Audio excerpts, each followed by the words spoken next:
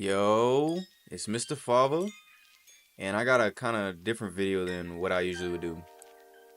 Alright, so check me out. I'm gonna tell you about how I almost got scammed on a PayPal scam, while the time lapse of me drawing the dog is in the background. I was grinding this for about a week or two, I think, just to almost get my head slapped. I learned a lot from this whole thing, so tune in because this can apply to anybody doing online work. So use my experience to learn from. And you know, we gotta be safe out here, man. So I got you. Just learn from me. But before we continue, if at any point, you know, you rocking with the video, you like it, you know, don't be shy to drop a like, you know. Support don't cost nothing, that's all I'm saying. Alright, so start it off the same way it always does. Somebody hits you up and they say something like, "Oh, I love your art. Can you draw this for me?" Give or take, that's pretty much what happens. That's just how things go. It's simple, to the point, that's how I like it. But anyways, I got a message, and it was pretty much verbatim what I just said. You draw really good, can you draw something for me? I've been doing commissions for a while, but animals are something that I've never really leaned towards as far as what I draw. I usually stick to, you know, human portraits or superheroes or Super Mario, something like that. Never an animal. So I thought it would be a fun little challenge for me. Cherry on top of all that is that she herself offered to pay double what I told her the price was going to be. So I definitely have some motivation. But you know how it goes, man. If it sounds too good to be true, it probably is. I was going to learn the hard way, but everything from there was clockwork. She sent me some pictures.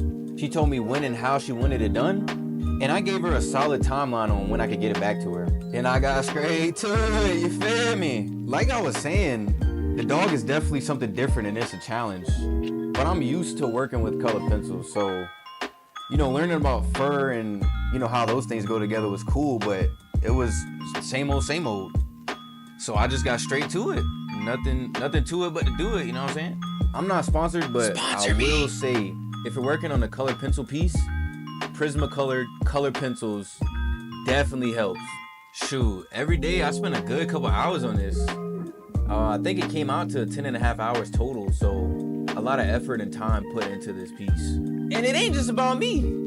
I'm thinking about how much she's gonna like it and if she's gonna hang it up on her wall, and so I'm trying to lock in so I can really, you know, deliver and do what I gotta do for her to feel like she got the best product for her money. And by the end of that first week, the portrait was done.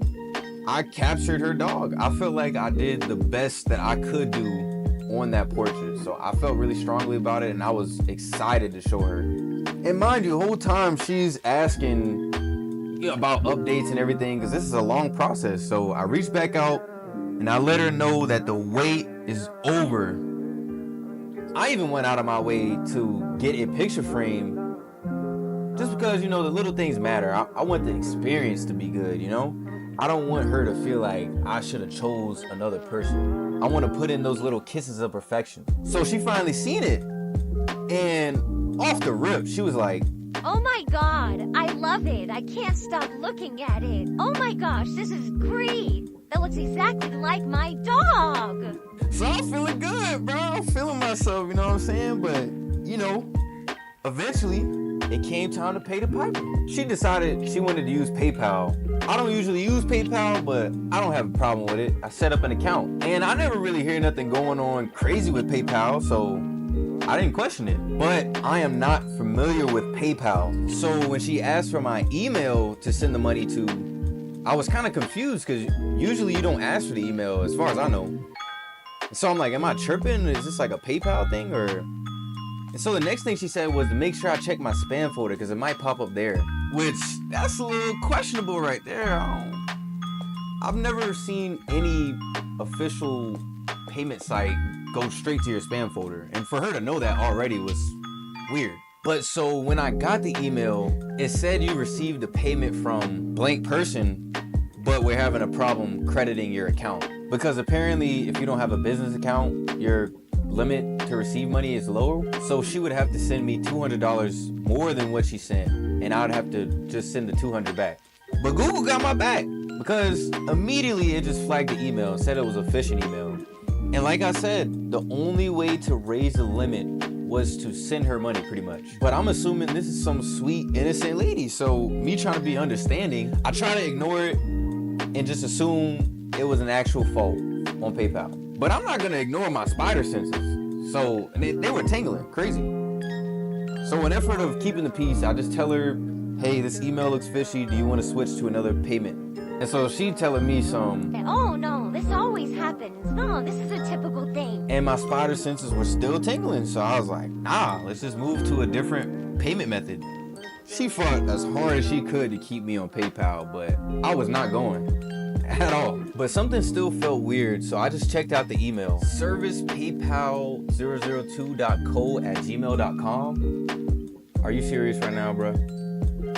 And luckily, I just finished setting up my PayPal account, so I had the PayPal email.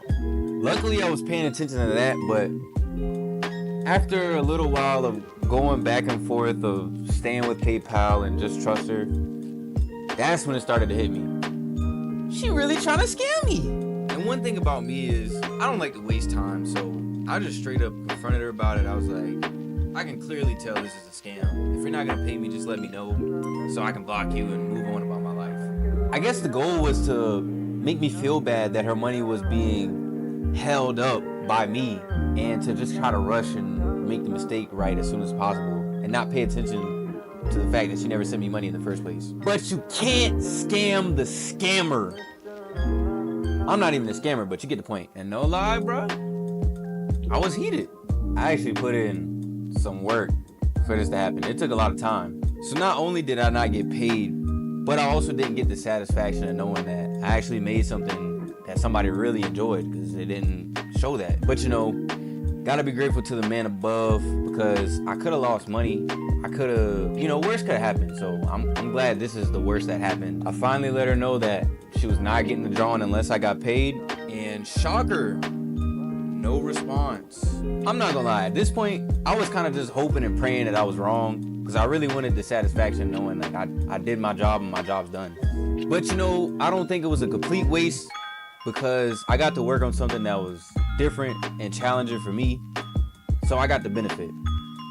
And I'm here to tell y'all about this experience so it doesn't happen to anybody else and I can help someone else out.